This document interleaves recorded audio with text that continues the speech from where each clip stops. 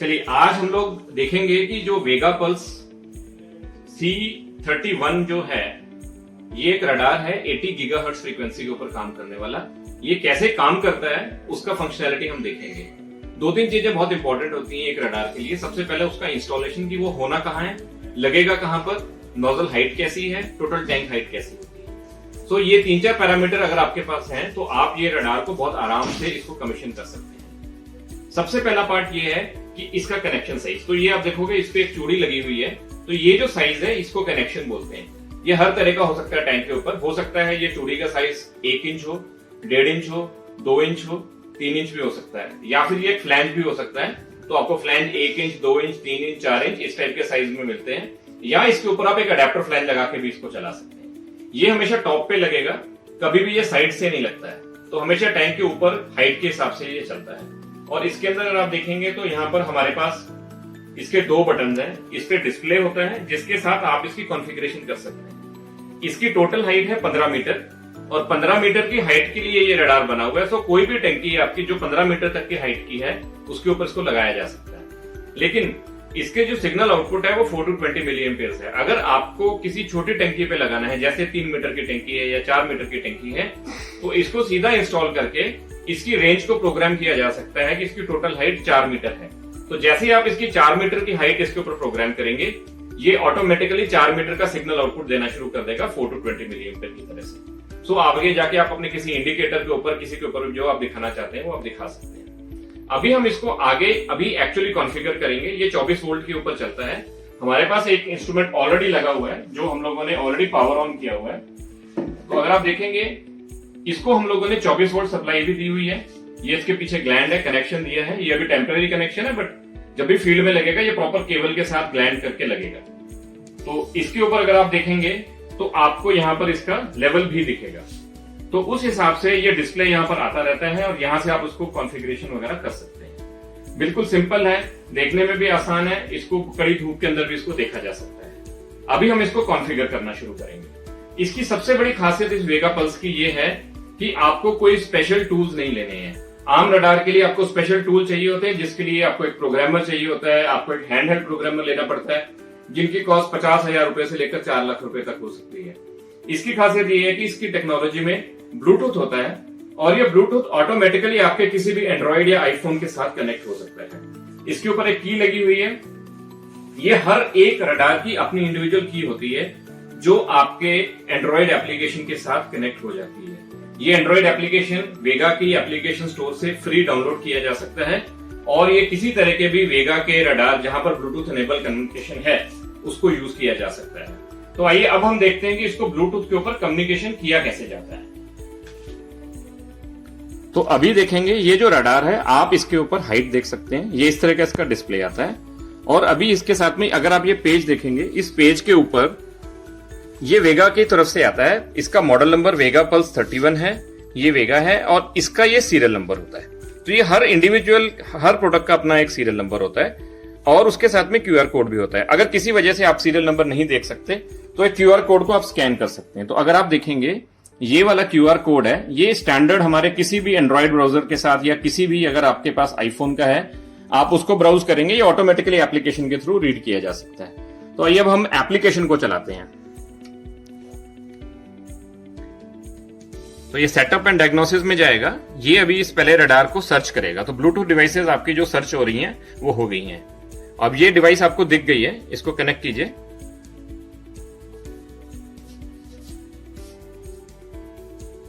थोड़ा समय लेगा ऑथेंटिकेशन में, क्योंकि इसको वो सीरियल नंबर वगैरह सब चाहिए होता है उस एप्लीकेशन के साथ।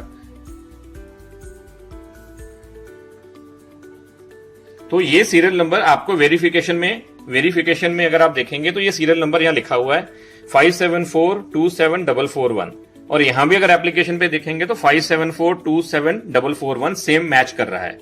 इससे आपको ये बेनिफिट होगा कि कई बार आपके पास 4-5 रडार 4 टंकियों पे हो सकते हैं आसपास में, और उसको अगर आप कॉन्फ़िगर करेंगे तो उसको कॉन्फ़िगर करने के समय में इस तरह की बंद करते हैं। तो उसको कॉन्फ़िगर करने के समय में आपको आसानी रहेगी कि आप जो रडार कॉन्फ़िगर करना चाह रहे हैं वही कॉन्फ़िगर कर रहे हैं, कोई गलती तो नहीं हो रही है। चलिए अब इसको हम आगे चलेंगे इसके कॉन्फ़िगरेशन के सेटअप में।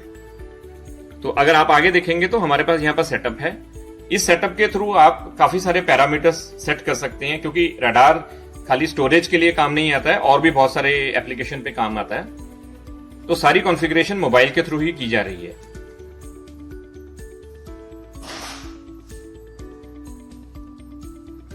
तो अभी अगर आप देखेंगे तो इसके अंदर आपको लूप का कोई नाम डालना है वो भी आप डाल सकते हैं, और अगर आप इसके अंदर कोई टैग नेम टाइप का कुछ डालना चाहते हैं वो भी डाल सकते हैं। सपोज मैं इसका नाम डाल देता हूं टैंक 1। तो टैंक 1, एक मिनट है।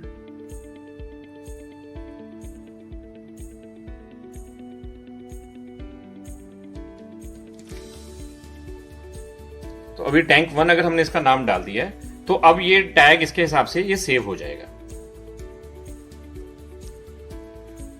तो मेजरमेंट का लूप नेम हमने डाल दिया है। अब इसकी हम एप्लीकेशन के ऊपर जाएंगे।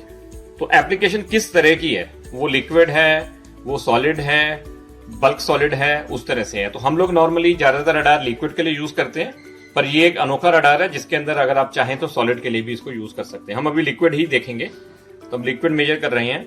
और एप्लीकेशन के ऊपर जाएंगे तो यहां से ये पता लगेगा कि ये किस तरह की टैंक पे लगेगा। स्टोरेज टैंक के ऊपर लगेगा, आपके डोजिंग वाले पे लगेगा, पंपिंग स्टेशन पे लग रहा है, कुछ के और कलेक्शन बेसिन के ऊपर लग रहा है, किसी प्लास्टिक टैंक के ऊपर अगर आप लगाना चाहते हैं उसके ऊपर लग रहा है, किसी गेज मेजरमेंट के लिए लगा रहे हैं, even open channel flow meter के लिए अगर हम लोग लगाना चाहते हैं, नहर वगैरह के लिए, उसको भी हम मेजरमेंट कर सकते हैं। तो उसके हिसाब से आपको जो सिलेक्शन करनी है आप उसको सिलेक्शन कर सकते हैं, और ये आपको उसकी पूरी की पूरी पिक्चर बना के पूरा चीज आपको दिखाएगा। तो अभी हम इसको स्टैंडर्ड स्टोरेज टैंक के लिए हम लोग इसको फिट कर रहे हैं, जैसा आपको स्टोरेज टैंक में दिखेगा, और उसके हिसाब से ये चलेगा। तो एप्लीकेशन हो गया। अभी यूनिट्स में हम जाएंगे। तो यूनिट्स में खासियत क्या होती है कि हम लोग क्या मेजर कर रहे हैं, हम मीटर में लेना चाहते हैं, सेंटीमीटर में लेना चाहते हैं, मिलीमीटर में लेना चाहते हैं, उसके हिसाब से है। तो हम इसको अभी चेंज करके इसको अभी हम मिलीमीटर में कर देते हैं। तो मिलीमीटर में अगर हम आप इसको कर देंगे तो ये ऑटोमेटिकली सारी की सारी रीडिंग्स मिलीमीटर में लेना शुरू कर देगा। टेम्परेचर इसके उस सरफेस का टेम्परेचर मेजर हो रहा है, तो वो आपको टेम्परेचर इंडिया में हम लोग डिग्री सेंटीग्रेड ही लेते हैं, बट अगर आपको डिग्री फ़ारेनहाइट केल्विन में करना है तो वो भी कर सकते हैं। हम इसको सेंटीग्रेड में रखेंगे। आगे देखेंगे अगर हमारे को कहीं कोई एडजस्टमेंट करनी है। एडजस्टमेंट का मतलब ये होता है कि कई बार टैंकी के ऊपर एक बहुत बड़ी पाइप लगी होती है जिसको हम नोजल बोलते हैं। तो नोजल एक्सटेंशन कई बार बड़ा होता है, तो अगर हमारे को वो एडजस्टमेंट करनी है तो अगर आप देखेंगे कि टैंकी के ऊपर नोजल 6 इंच की है, 8 इंच की है, जिसको आपको मेजर नहीं करना, उसके लिए आप इसको चेंज कर सकते हैं। सो डिस्टेंस, जैसे अगर आप देखोगे पिक्चर में डिस्टेंस ए दिख रहा है, वो कितने mm का है, तो आप अगर बनाना चाहें तो जितना मर्जी डाल सकते हैं। हम इसको फॉर द टेस्टिंग के लिए हम इसको 100 mm कर देते हैं। तो वो 100 mm का जो एरिया है वो हमारा डिस्टेंस ए में आ जाएगा, और उसके हिसाब से हमारी नोजल हाइट उसके हिसाब से कैलकुलेट हो जाएगी। टोटल जो डिस्टेंस है वो हमको जितना मेजर करना है, 1500 है तो हम 1500 mm के हिसाब से टोटल डिस्टेंस को मेजर करेंगे। तो अभी हमारी ये हो गई है। अभी हम इसको मेजरमेंट मोड में डालेंगे। अभी तो अगर आप देखेंगे इसकी हाइट के हिसाब से ये पूरा का पूरा डेटा आपको दिखा रहा है, और इसका सिग्नल वगैरह की क्या इसकी अपनी परसेंटेज है, सिग्नल की परसेंटेज के हिसाब से ये आपको पूरा दिखाएगा। अभी हम इसको थोड़ा सा रडार को चेंज करेंगे, इसकी पोजीशनिंग को। तो अभी आप देखेंगे इसकी लेवल की मेजरमेंट में कुछ फर्क आपको नजर आएगा।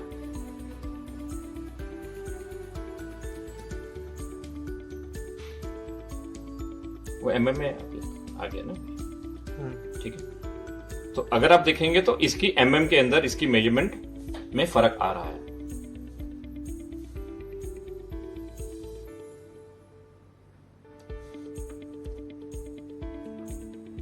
ये इको कर्व जो है ये इसका एक एडवांस फंक्शन है। कई बार हमारे को इंस्टॉलेशन के समय में परेशानी आती है कि नोजल के टाइप पे नॉइज कहाँ आ रही है, नोजल के एंड पे कहाँ से नॉइज आ रही है, अगर कोई हमारा स्टिलिंग वेसल बीच में लगा हुआ है तो कहाँ से नॉइज आ रही है। तो ये इको कर्व जो है ये आपको पूरी तरह से दिखाएगी कि कहां पर क्या लगा हुआ है, उसके हिसाब से आप मेजरमेंट कर पाओगे।